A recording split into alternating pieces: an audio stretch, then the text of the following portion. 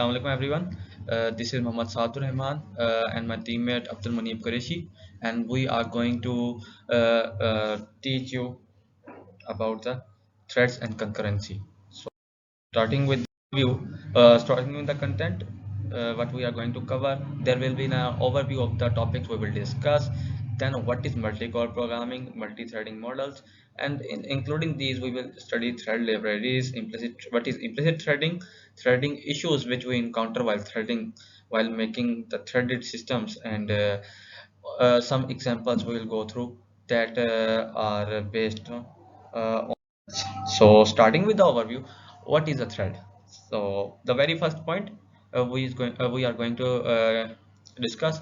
We have studied about the processes that these processes do tasks, but a single process is executed at a single time. So in order to make the utilization more consistent, we have threads. What a thread is? A thread is low a thread is a lightweight uh, process that can be executed by the CPU consecutively. So it consists of a thread ID, a program counter, register set, and a stack. We have all gone through these four things, and we will later discuss in detail. The second point is how a thread is different from a process. The main point is the process is unable to share resources, but the threads within the process can share resources among multiple threads. And the third point is since traditional process is single thread, okay, the multi-threaded processes have multiple threads that allow it to perform multiple tasks consecutively, which increase the utilization of CPU. And further, then we have multi-threading. What multi-threading and improve? What is multi-threading? And multi-threading means the usage of multiple threads in a single process, and it can increase the application functionality by increasing responsiveness or working with two at a time, two or multiple properties at a time. This is what multi-threading is, and which challenges we have to go through in order to achieve multi-threading, and which things must be carefully managed to ensure correct program behavior. So this is the objective. The objective is to identify the difference between a thread and a process, and we will discuss it later. I think by the end of the session we will be able to describe the objectives. So here's a motivation. The motivation behind reading this is the development of multi-threaded or multi-programming CPUs or programs that do not rely on a single process running at a time. For example, we are since we are living in the modern era, we have to play games, and we want since due to the shortage we want multiple things to be executed at a single time. So therefore that should be considered a motivation. So coming to the next slide, what are the benefits? What are the benefits of threading? That's the main question. Why we are taking so much headache to achieve multi-threading or threading? So there are many benefits, but here a few are discussed. For example, the first one is responsiveness. In modern era, since we are using our applications on multiple platforms, either it can be Android or it can be a tablet, laptop, or computers, desktops. Desktop may have multiple screens of multiple inches. For example, it may range to 15 inch to 8 50 50 or 60 inches. So that's a question for us, that if we want to execute, if we want to make such great interfaces for in order for them to express in order that it get covered all over the screen. For example, if it is a 15-inch screen, it must fit according to the 15-inch screen, and if it's 50-inch screen, it must fit itself according to 15-inch screen. That's what responsiveness is. But if we work with traditional computer systems, traditional computer systems, we have only single task at a time to do. For example, program may reload at the time, and the other way is we have to minimize or maximize the program or its size, decrease or increase the size of its borders or its interface. So in order to carry this thing, we use the working of thread here. So it helps us in possible. For the other thing is resource sharing. For example, in a network, I'm connected to another computer, and I want to receive a file, and at the same time I want to send a file too. So in order to achieve this achieve this in a single network, we have to go take the help of threads. For example, the message we sent on WhatsApp is managed through multiple threads. So the other one is economy.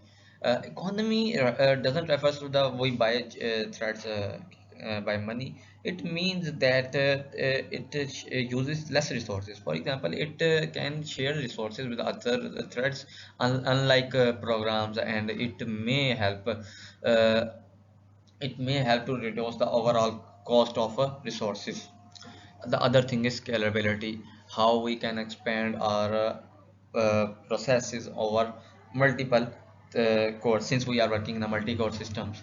So here's the twist: we can we can spread the threads over uh, multiple processors, unlike uh, processes. So, getting started with the multi-core programming, what multi-core programming is. We all know that in past there were the computers that consist of only a single core. But since with the passage of time, the use of technology increased, and therefore there it was need to execute tasks concurrently and fast. So there was a need of multi-core programming, and then it became multi-core processors.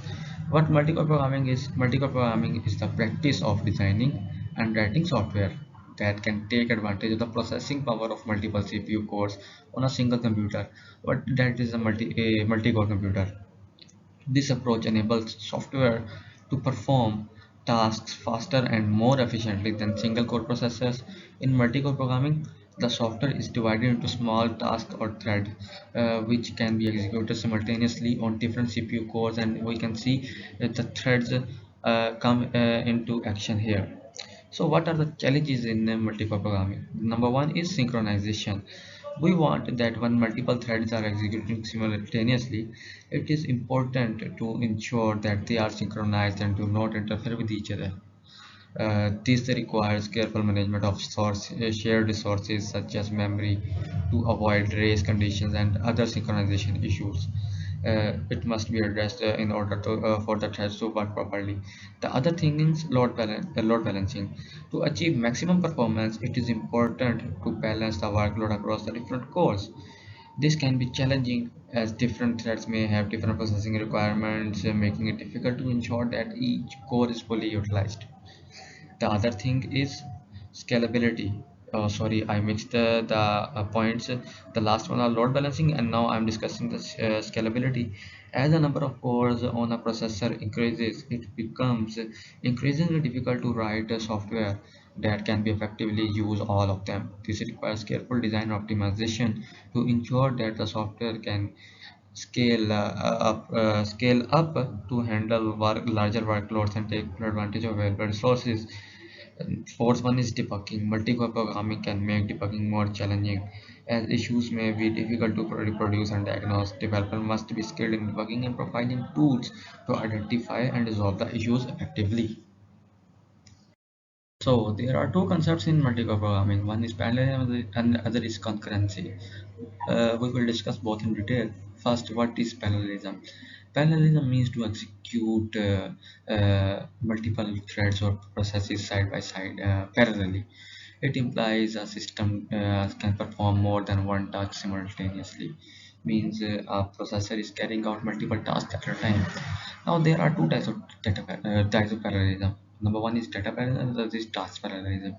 What is data parallelism? In data parallelism, we keep on distributing the data equally among the threads.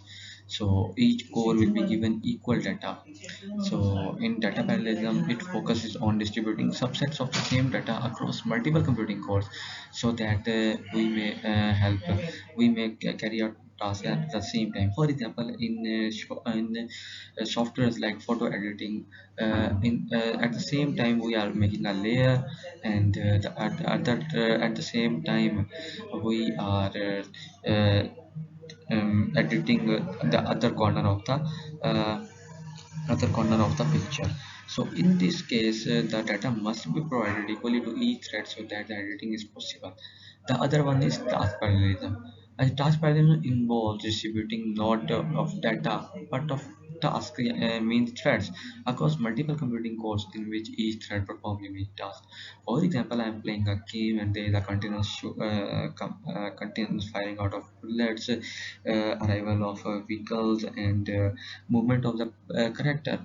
So in this type of parallelism, each task is distributed to each thread, whether it concerns to the firing or movement of vehicles or characters, etc. The other point is concurrency. What concurrency is? Concurrency means to support more than one task making progress. Single processor or core provide more concurrency.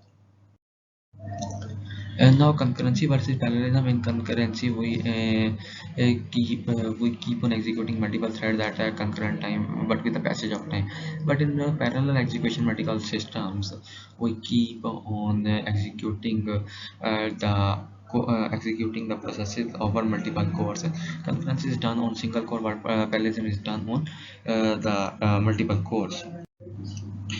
Here is our example of single versus multi-thread processes. How do they look like? In single-threaded processes, each thread has a code, data, file, register, species, and stack.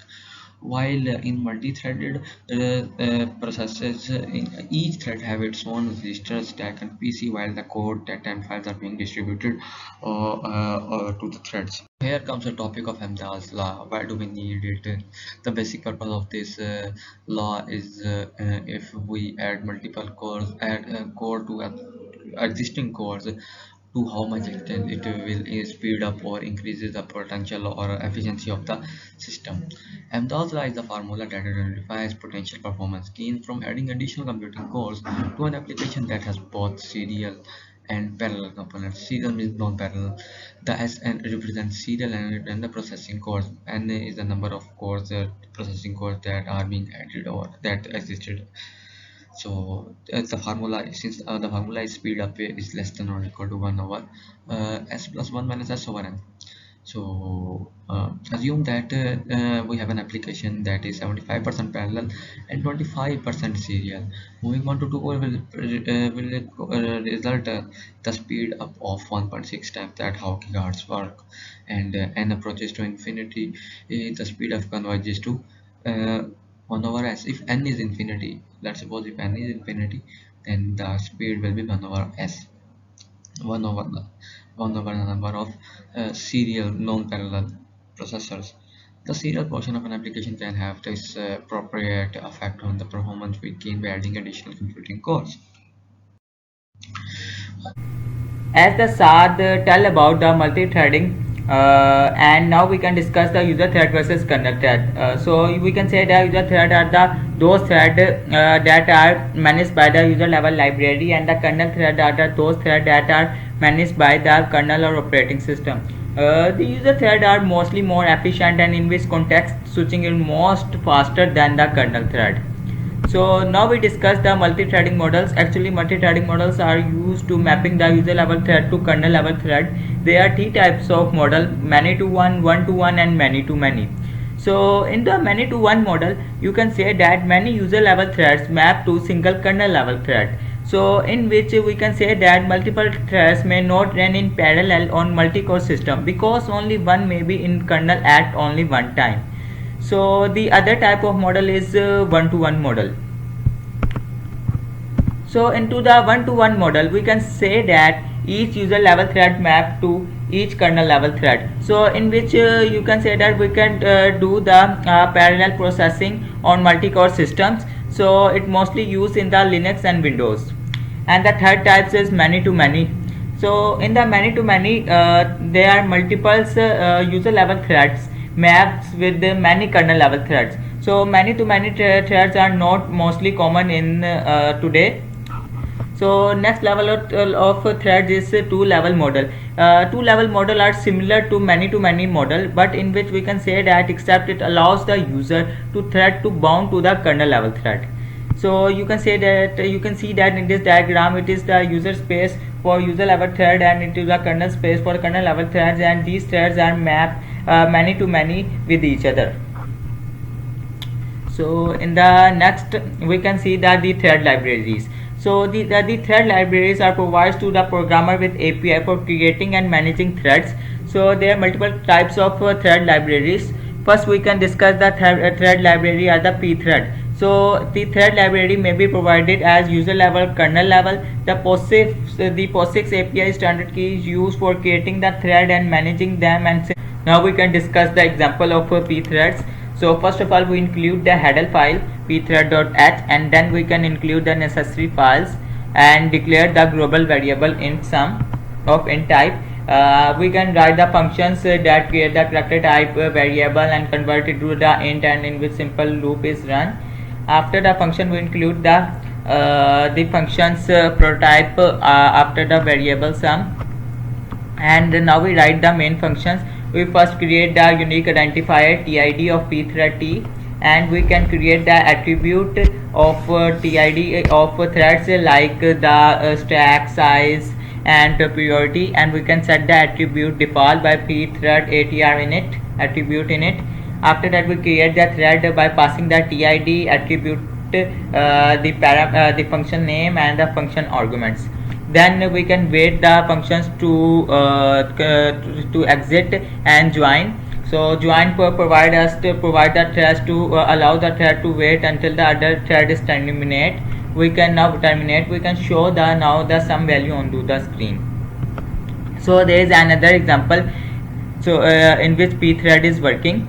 So here the same we can just include the header file. So in this we can write the functions in which you can see that it can access the process ID of the thread and the thread ID and display on it. So our for loop can create the 4 threads and run the function parallel. After that we can use the join into the loop for wait join to the loop to exit the thread one by one. So in the next example, So, as many have discussed before, the use of multi-threading, we will see the use of multi-threading in Windows. To work in Windows, we need a Windows API that can be accessed during Windows.h header file. So, we have made a function that calls print number with the data type of a D word and API. So later on we have created a handle thread and debug thread. Handle method will store the reference to the thread, and we will create a thread, initialize the variable h thread and create the thread with passing on the parameters. Then we will wait for the thread to finish its task. Then since then when the execution will get completed, the number a few numbers 1 to 5 as we have entered in the loop will appear on the screen. And at last the threading execution is complete, the printf line will be executed, and after it the thread will be closed. That's how Windows thread will work. What implicit threading? So implicit threading, implicit threading is the use of libraries or other languages support to hide the management of threads. In context of C, the most common implicit threading library is OpenMP, as we have mentioned below the method below in methods export build. Thread pools, fork, and OpenMP are the ways we can achieve implicit threading. Implicit threading is one of the ways to address the difficulties and better support and design of multi-threaded applications by transferring the creation and management of threading from application developers to compilers and runtime libraries. And since it is growing in popularity as number of threads increasing, program practice more difficult with explicit threads. We cannot use explicit threads with an increasing number of threads. The creation and management of threads done by compilers and runtime rather than programmers. Since we are working with the programming, the threads are managed by the compilers and runtime libraries. What are thread pools? Thread pools, in thread pools we create a number of threads in a pool where they await for work. What are the advantages? It is usually slightly faster to a service request with an existing thread than you create a new thread. It allows the number of threads in applications to be bound to the size of the pool. Separating tasks to perform them from mechanics or creating tasks allow different strategies for running tasks. For example, tasks could be scheduled to run periodically. Windows API that stores support third is dword win API pool function, in which we have used keyword and pass a parameter. This function that will be created will work with the thread pools in Windows API. So there comes another technique, that is fork join parallelism. Uh, we have discussed Windows and now fork join parallelism. And fork join parallelism is a model of parallel execution in OpenMP framework. It is also supported by the Java Concurrency framework. Fork join parallelism is a way of parallelizing execution by distributing work among multiple threads. So in this procedure, a main thread is divided using of making it a fork, and then tasks are provided to be accomplished by each fork, and then these forks get joined and joined to form the main thread again. This is how fork join parallelism work. So a general algorithm or pseudocode is provided below. You can go through it. Here's how fork and parallelism work, or a map of execution. Then As the SAR discuss about the different implicit threading programming, now we can discuss the most important model on the implicit threading is the OpenMP. So actually the OpenMP allows the programmer to write a program in such a way that that a program can further divide into the tasks that run in parallel. So set of compiler directives and API for C, C++, Fortran for OpenMP. So in the OpenMP, we can say that it support for parallel programming in the shared memory requirements. For OpenMP, you can just write the hash programmer OMP parallel. For example, we can discuss the here is an example. For just we can include the omp.h header file. After that, we can write the int main functions.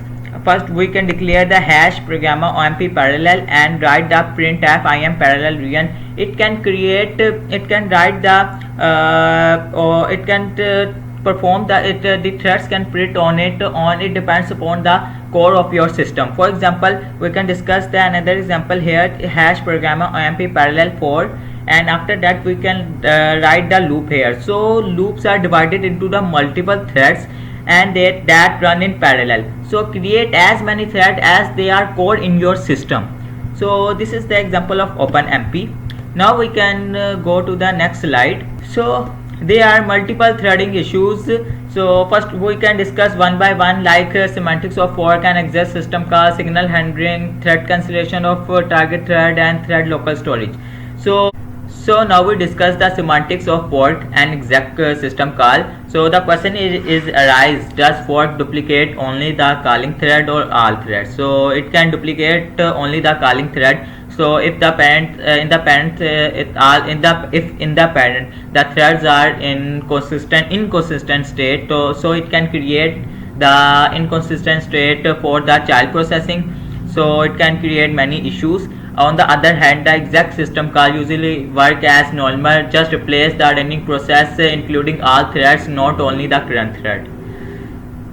So signal handling is another main issue in we discuss, like the semantics of fork and exec system call. In the signal handling, we can say that it is a mechanism by which process or thread can receive and handle asynchronous events such as keyboard or interrupt or any software error. So in the signal handling can be challenging in the threaded program, as the signal can be delivered to any thread in the process. So it is important to ensure that signals handled in the signal thread safe manner, and that are the signal handler does not interfere on the other thread in the process, otherwise it can create the issues.